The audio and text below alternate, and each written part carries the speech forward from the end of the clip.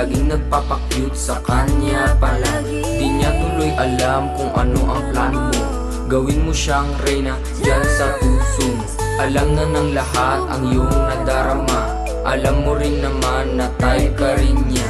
Alam mo naman ang cellphone number niya. Kung nahihiya ka, i-text mo lang siya.